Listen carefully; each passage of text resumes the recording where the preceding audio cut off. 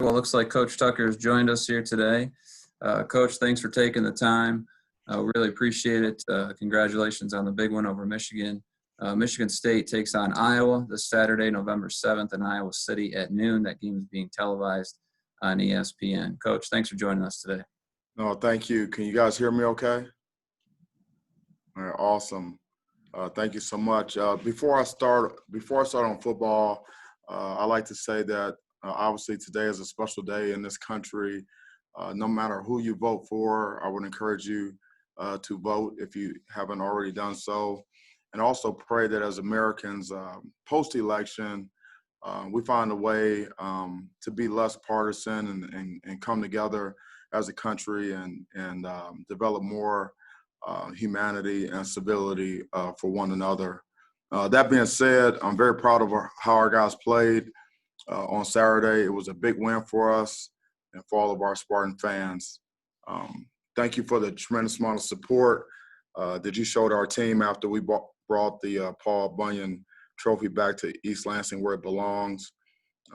But as you know, this week, like every week, is about looking forward. We're building on our process, our culture, and we must continue to play tough, hard-nosed football, play smart, and be physical versus Iowa. So with that, I'll open up for questions. Sounds good. Thanks, Coach. Our first question goes to Chris Solar, the Detroit Free Press. Hi, Mel. Obviously, the 24-hour rule after a game like that is sometimes a little bit difficult to wrangle. How have you been able to kind of keep guys focused on moving ahead, and how much did having a Sunday practice maybe help get them on that path right away? Yes, our players knew what our schedule would be for this week.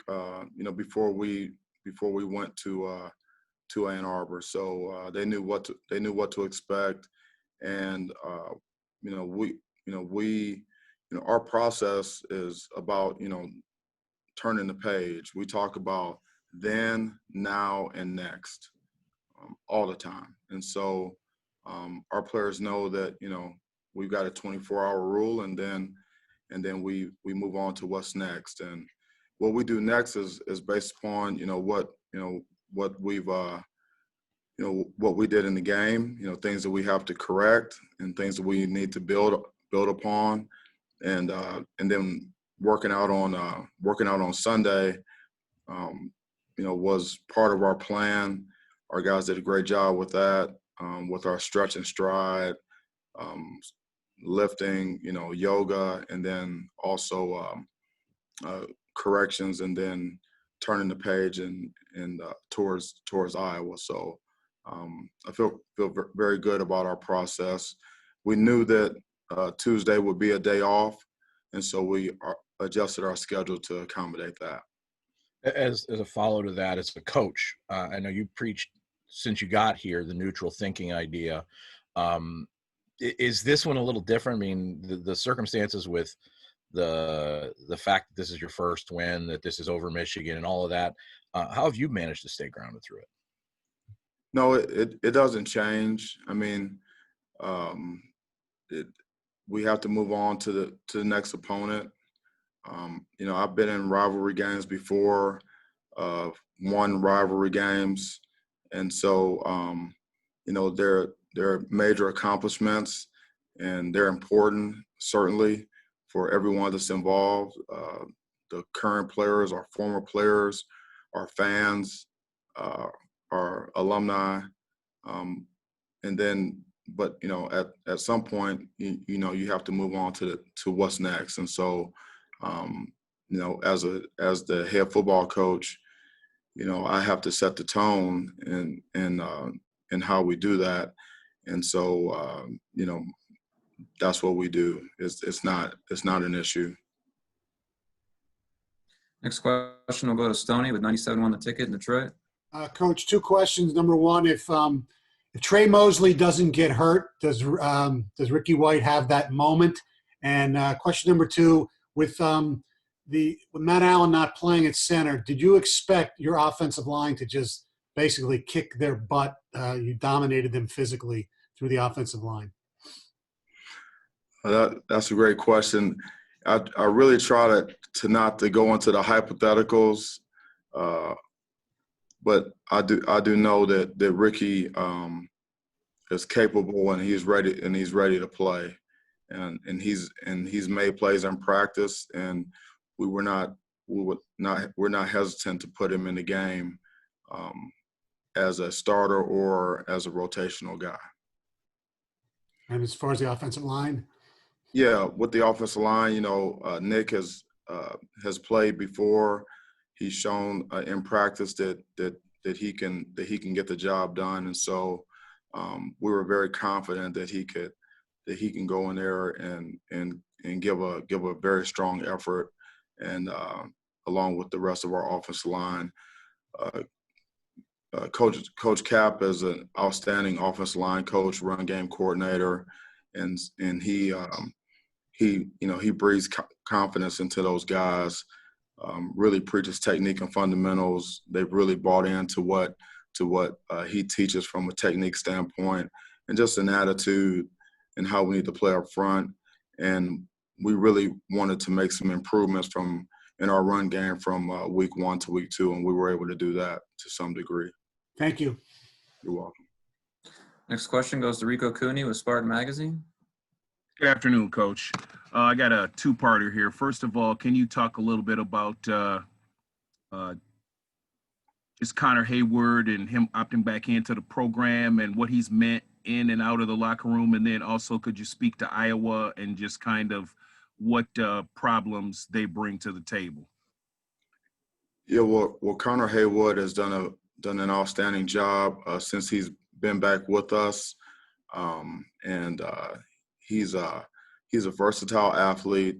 He's a smart young man. He's got very high football IQ, so he can do lots of different things for us.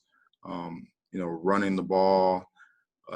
He's a receiving threat out of the backfield, and also he's very productive in pass protection, which is very important at the running back position. And so he's done what we've asked him to do. He's worked really hard. He's been a very good teammate and been unselfish, and he's very coachable. So he's certainly on the right track, and we're looking for him to continue to improve, just like the rest of the guys. In terms of Iowa, obviously Kirk Ferentz is the longest tenured coach in the Big Ten. I've known Coach Ferentz for a very long time. I have a tremendous amount of respect for him. He is a great football coach, and he has a great staff, and they always have very good continuity on their staff. Iowa is a very tough place to play. I don't think we have any players on our roster that have played there. But I've been there, and we have several coaches on our staff that have been there as a player or a coach, and we know that that it's a tough place to play, whether they have fans or not. They're a very strong, physically strong football team. They're physical. They have just a mentality of Iowa football, which is they're gonna want to try to win the line of scrimmage. They have very good skilled players on both sides of the ball, and they play relentless on special teams. So it is a tremendous challenge for us, and this week our preparation will have to be even a notch above what we did last week. Thanks, Coach. Yeah. Our next question, we go to Lindsey Huddleston. Hi, Mel. First of all, thank you for your comment on calling for unity. But what I want to talk to you about is culture. Yeah. We've been hearing your players and your coaches all talk about the buy-in, and we hear that terminology so much with no real evidence other places. But clearly there's evidence that there is buy-in. So what is it about your players' character, these coaches, and even your approach that is leading to so much evidence of real buy-in here at Michigan State? Yeah, thanks, Lindsay, for that question. Culture is huge. I believe. I really think that that's the foundation. That's the key to any organization. When putting the staff together, first and foremost, I wanted to make sure that we had the coaches of high character that were very team oriented and unselfish, and that understood the importance of buying into something that's bigger than themselves. And so all of our coaches are like that, and so that really helps me as the head coach really set the tone for the culture, and then ask my staff to help convey that message to the players. We have spent a lot of time working to connect, personally with our players, even throughout this COVID situation, and that goes a long way. Our language, words we use, and the things we say are very consistent, and there's substance behind those words. Culture is not just slogans or signage on the walls. It's how we live and how we work and how we treat each other day in and day out, and how we go about our business. And from that standpoint, I believe that our players, what they've seen from us as a coaching staff and what we've talked about has really resonated with them. It makes sense to them. And it's day in and day out. It's very consistent. And players see the value in a consistent, process-driven organization with coaches and leaders that have done it before and have had success. And so the buy-in has been there with our players.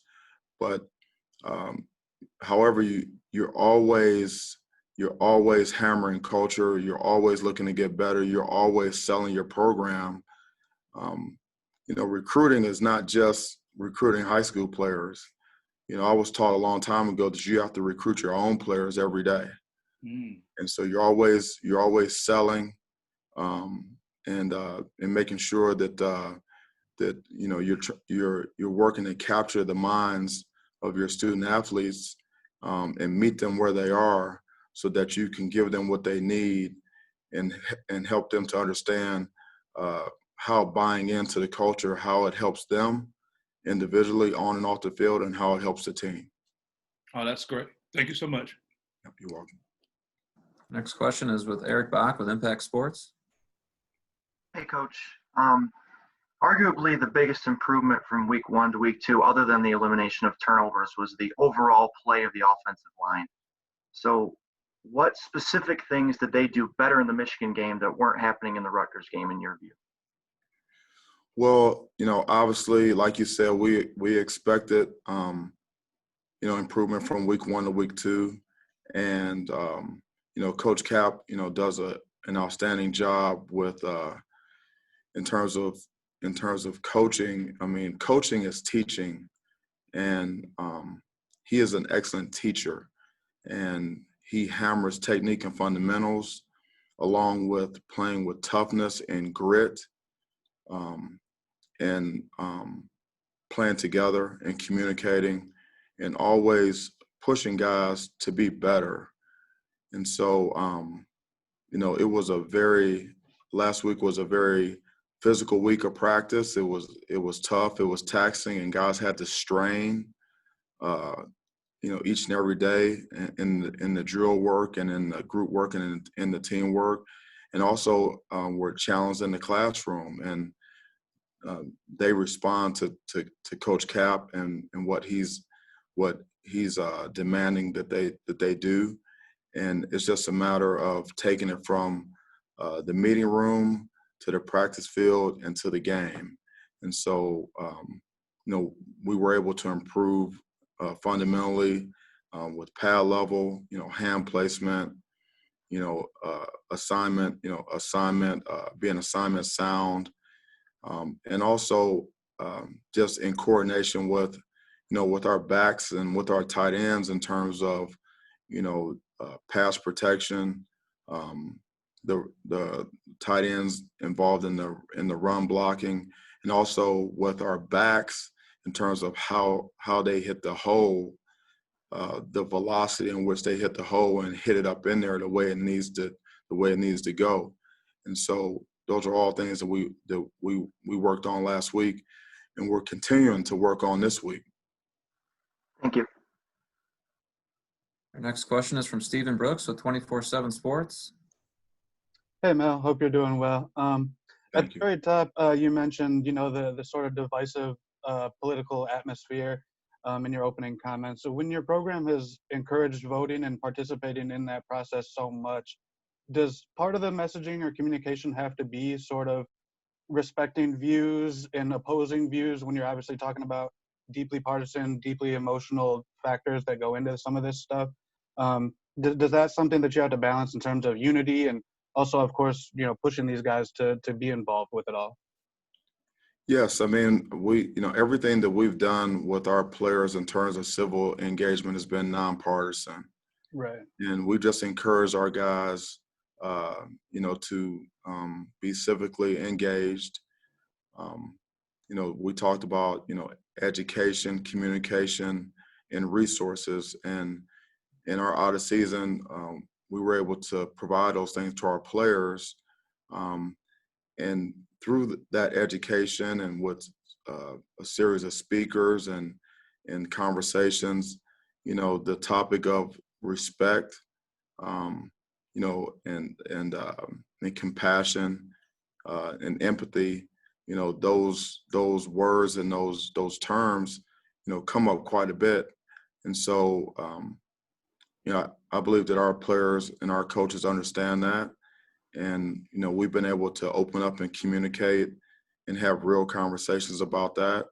And it's not, it's not just relative to, when you think about it, it's not just relative to civil engagement, but it also carries over into everyday life. And, if you look at our locker room and how, and the demographics of our locker room and how it's composed, and even and on our staff and our support staff, we have diversity, in our organization. And so being able to have compassion and empathy and respect for different people, for people's views, whatever they may be, I think that's critically important to having a functional organization that can thrive and use diversity as an advantage and not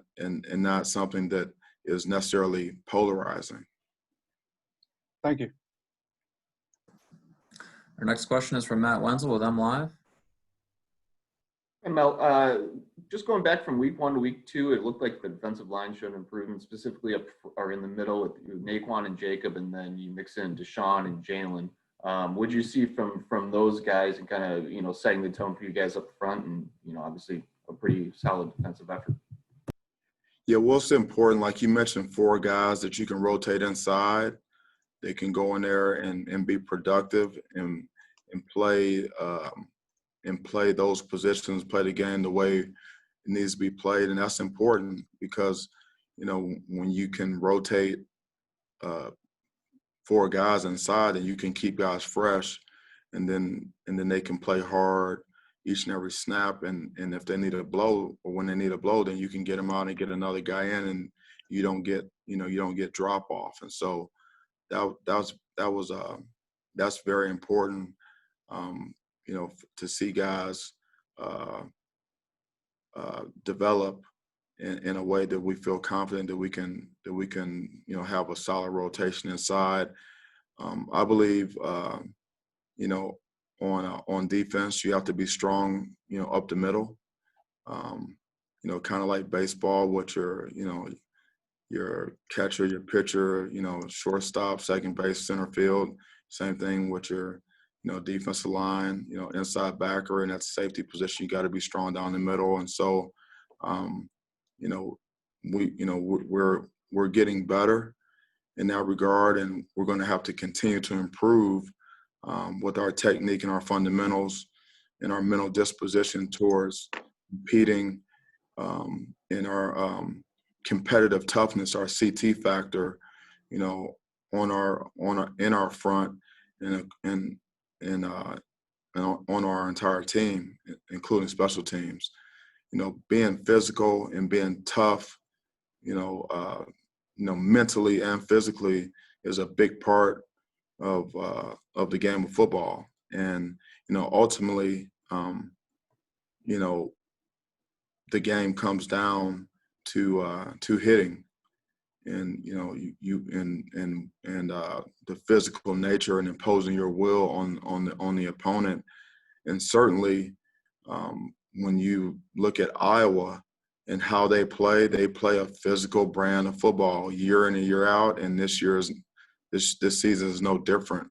And so, we're preparing ourselves to be physical on Saturday. In order to do that, we have to practice that way. And so, we'll be physical in practice, and then we'll look to take that to the game. Thanks, Mel. Yeah, you're welcome. Our next question is from Justin Rose with WXYZ in Detroit. Hey, Mel, you've talked a lot about Spartan Nation since you kind of got here and different things like that, but getting a Michigan win, did you feel the impact of that within the fan base, your players, and your program? Because social media was obviously a buzz over the last 48 hours with the win, and I'm just wondering if you are cognizant of how much more impactful and meaningful that game is after the fact that you won. Yes, I'm keenly aware of that, and like I said, I'm proud of that. Spartan Nation is pleased and excited about our program and about our win against the school down the road, and bringing that Paul Bunyan Trophy back to East Lansing. That's a source of pride for all of our fans and all of our supporters. And I knew that going in to the game. I've known that for a number of years. I mean, I'm from Ohio. I played in the Big Ten. I started my career here in 1997 and 98 here, at Michigan State. And so, I understand and embrace and respect the rivalry. And so, there's no doubt about it. And I made sure that our players knew how I felt about it, that when you play the school down the road, that is the game every year. And so we embrace that. And so obviously to win that game is huge for Spartan Nation. And I'd like to thank Spartan Nation for their support of our program, of our players and our coaches. We feel the passion, we feel the energy, and it's something that's special. I love Michigan State, and I love our fans. I love their passion for football and the expectations that they have for us and the standard. And so that's something that we embrace, and that's something that I think about each and every day. And it's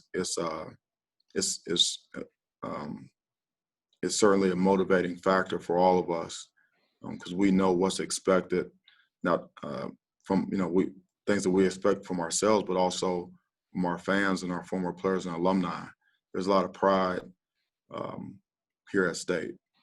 And to follow that up, before Mark D'Antonio took over, I think Michigan State was 4-4 after wins over Michigan, and during D'Antonio's time, they were 7-1. Are you cognizant of, this game is a big game, but the next one's just as big if you want to continue to have success this season? Yeah, well,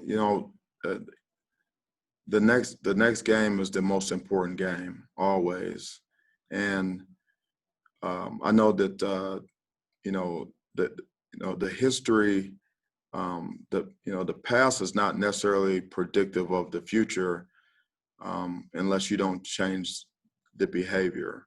And so our plan and our process is to work to get better each and every day, to fix the issues that we had in the game and make those corrections, and we had quite a few, and then continue to build on the positives that we have as we continue to build our process and learn more about our players, and put our guys in the best position in games to make plays and put them in the best position to be successful. And so that's where our focus is this week, is working to get better each and every day in all phases, on and off the field. And we're going to need to improve as a football team in order to go on the road to Iowa and compete and be at our best. We have time for a few more. I know that there's a lot of questions left. I'll try to get to everybody if we have time. We'll go to Matt Charbonneau, the Detroit News. Mel, I'm going to ask you real quick. We referenced the offensive line earlier. We saw Matt Allen was there in Ann Arbor but didn't play. Was his not being available, was that like an injury or thing or something like that, or was it you wanted to make a move up front and get Nick in there? How'd that all come together?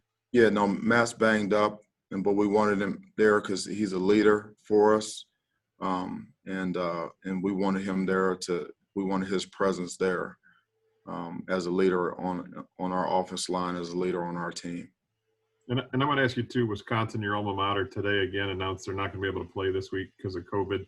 When you see those things in the Big Ten, I know you guys have done well with it. Is it kind of a reminder that you need to kind of stay vigilant on those things in order to avoid these sort of, issues moving forward with your team? Yes, we remind our players constantly, whether they're visually with signage in the locker room or PowerPoints. We continue to point out issues that are happening maybe around the country or in our state. We're just very real with our guys and very upfront and truthful about the state of affairs, and we encourage our guys to continue to adhere to the behavior modification that is needed for us to continue to be able to practice and play.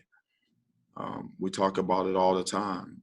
I actually heard guys on the bus on the way back as we were pulling back up to our facility.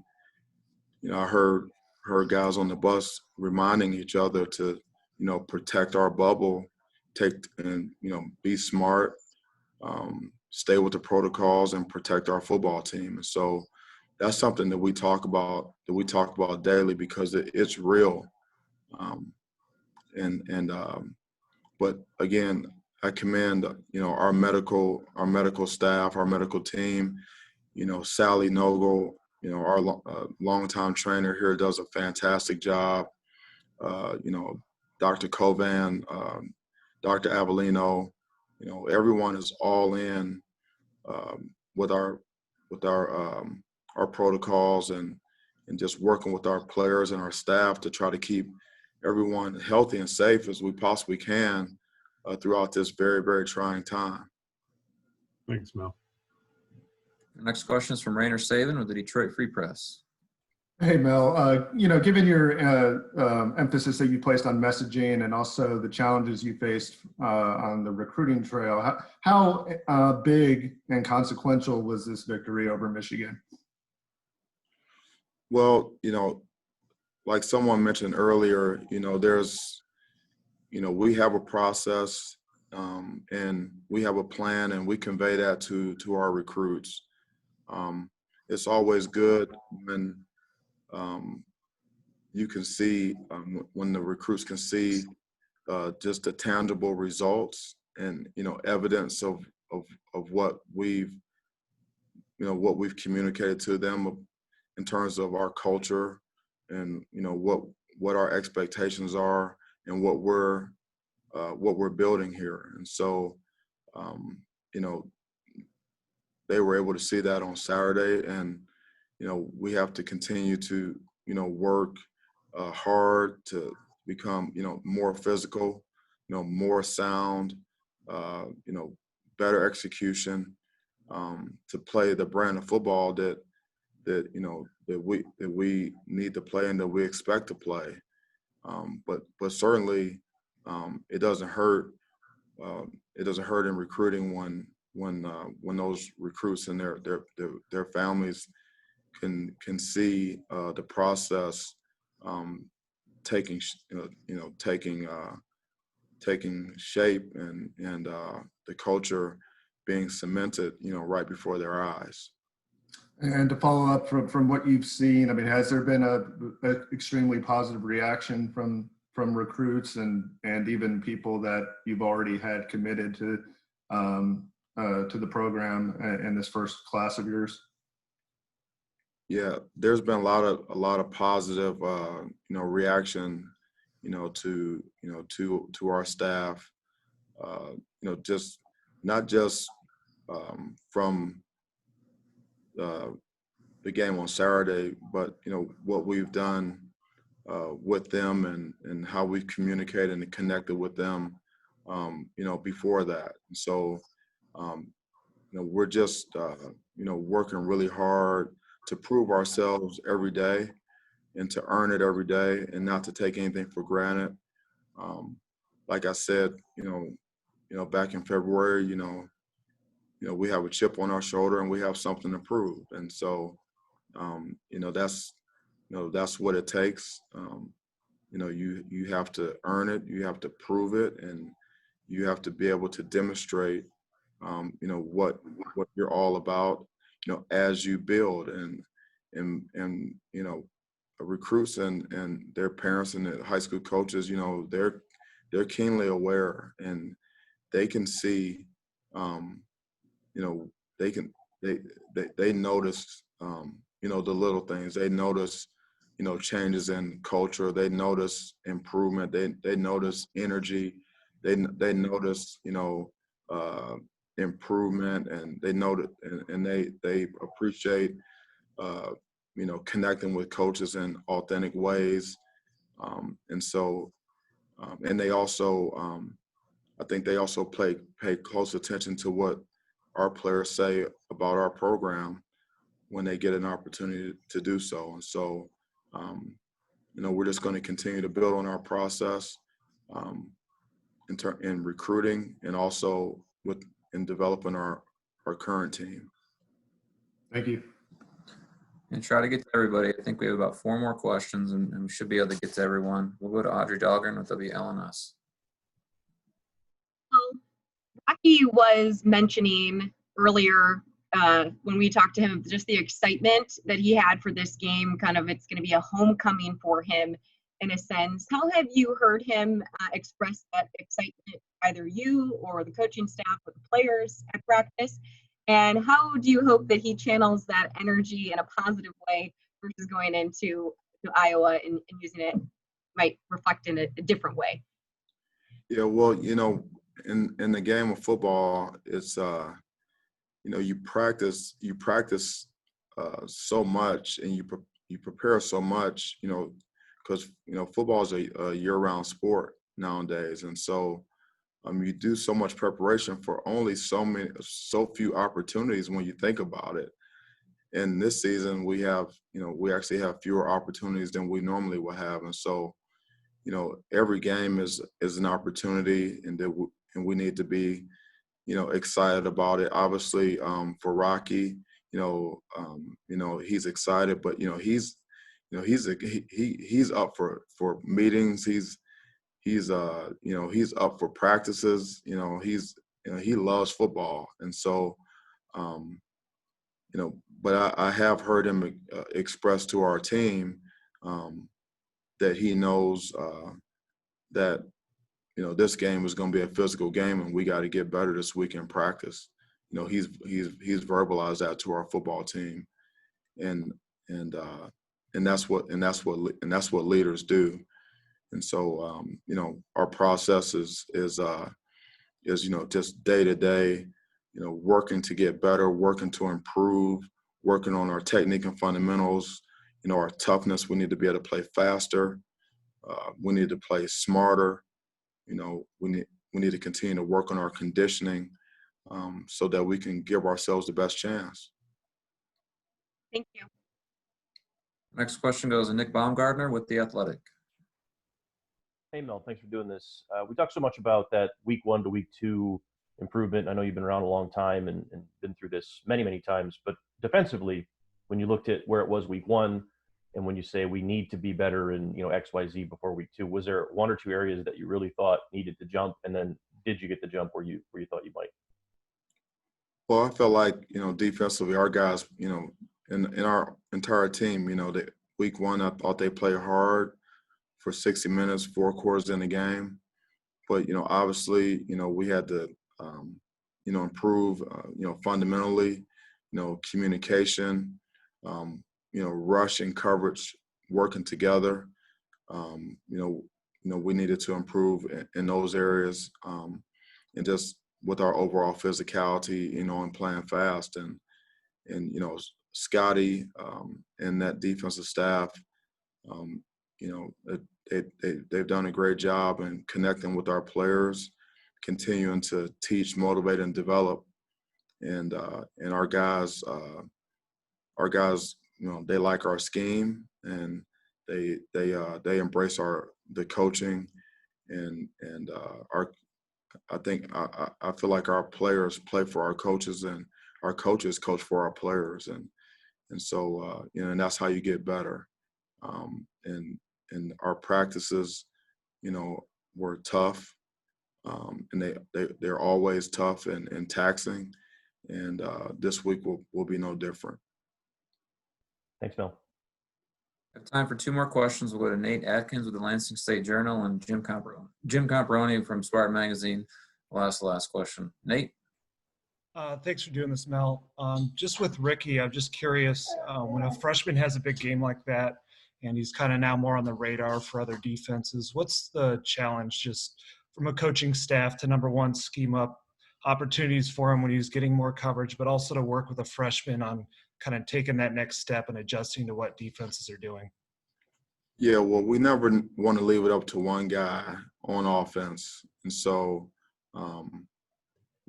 we want to have balance on offense, not just, run pass balance, but also, balance in terms of, targets and carries and touches and things like that. And it's getting as many people involved as we can. And so, with Ricky, along with all of our other players, there's room for improvement in all areas, and that's what we need to do this week. And so, Coach Johnson and the offensive staff are going to put together a game plan that they think is going to put our players in the best positions to make plays. And all we're asking our players to do is, and we talk about it, all day, every day, just do your job. Do your job and trust that the man next to you is going to do his job. And so that's what we have to be ready to do. We have to be ready to do our jobs and make the plays that we're supposed to make the plays that are presented to us for 60 minutes, 4 quarters in the game. And so, we'll see how it goes. Fortunately, we have several players, on offense that have shown that they can make plays and can produce in games. And so, certainly, we're not just relying on one player to carry the load for the entire offense. Thank you. Our last question goes to Jim Comparoni with Spartan Magazine. Hey, Mel, you were talking about the importance of communication and so forth, and I noticed that you played a number of different coverages without any noticeable slip-ups, didn't give up a play of more than 26 yards. How difficult of a challenge was that against that opponent, and how far along is this defense in doing those things, do you feel, and what were the keys to having that kind of communication, if communication is a big part of being sound with those various coverages in the defensive back seven? Yeah, communication is so key in the game of football. I mean, you've got 11 guys out there that need to be on the same page on every play, and if one guy is not where he's supposed to be, it could result in a big play. It could result in a touchdown, and so our communication has continued to improve on both sides of the ball, and I think what you see defensively is a team, is a group of guys that is taking coaching, embracing the challenges that we present to them, because we're pressing them hard every day to get better, and they're learning more about what their job is and what it takes to get their job done on a consistent basis, and also knowing where they fit in the scheme and where their teammates fit as well. So you can have when you know those things, you can just focus on doing your job and know and have confidence in the man next to you that he's going to get his job done.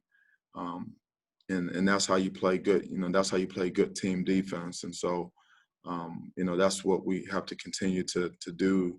In our process on both sides of the ball and special teams is really, just really improve our communication, understanding of what we're being asked to do, individually, and how that ties in to the entire to the overall scheme, in order to have efficient and successful plays, and that's coaching has a lot to do with that, but also on the player side of it, embracing coaching, being able to handle harsh criticism and constructive criticism, and then preparation, film study, and just working really hard in practice to get better and to understand. I mean, it's preparation is key, and that's why we practice. And so this week we have to get better in all phases, offense, defense, and special teams, in order to give ourselves the best chance to have success at Iowa. You also mentioned the process. How much is discipline a part of that process? Because in this rivalry, the last 2 years, the team that won did a lot of taunting on the field after the game and in social media. I noticed your team, you had one player in the game that had a personal foul and looked like he caught it pretty good on the sideline. After your team won, I didn't see any taunting, and it's been pretty reserved on social media. Is that something you talked about, and how important is that part of discipline in the process? Yeah, discipline is critical. To having a functional and successful program that's built to last. Discipline is doing what you're supposed to do, when you're supposed to do it, the way you're supposed to do it, and understand why it's important to do it that way. That's discipline. And so we talk about that and give we show them concrete examples of having good discipline, and also we show examples of we show them video of poor discipline, and so I believe that discipline is 85% anticipation. So we try to anticipate, as coaches, anticipate situations that could come up in the game and proactively educate our players on those situations, and then when things do come up in practice, we confront them right away and demand that they do it right. I'm not, you know, I'm not a believer in taunting. We tell our players, do not talk to the opponent. You know, your actions speak so loudly that I can't hear what you're saying. There's no need to talk to the opponent. You know, there's no need to taunt. You know, that's not part of how the game is meant to be played. That's not how we are going to play football here. And so, relative to social media, you know, there's nothing to say about an upcoming opponent on social media or any. There's nothing to say. There's nothing to talk about, and the only time that I see where it would be appropriate for a player to talk about the opposing team is in a structured media setting when asked a question about that team. And obviously, you know, we want to show obviously, you know, respect for our opponents and their coaching staff. And so, you know, that's what we talk about, and that's our standard, and that's not going to change. And when players, you know, when things do happen, like you referred to, if we do have an undisciplined type penalty, then, you know, we're going to confront it, we're going to demand, and we're going to address it. And it has been addressed, and because, you know, that's my responsibility to make sure those things don't happen. All right, thank you. All right, well, I think we got to everybody. We had a lot of questions today. I really appreciate your time, Coach, and we'll see Thank you in Iowa City. Thank you so much. Thank you. I really appreciate what you guys do. I know that you guys have a tough job, and I understand that. And so, hopefully, you know, we can continue to work together, and we can give you what you need to get your job done. And we're looking forward to going on the road and competing against Iowa. So thank you so much, and we'll see you soon. Thanks, Go Mel. Green. Safe travel. Thanks, Mel. Thank you. Well,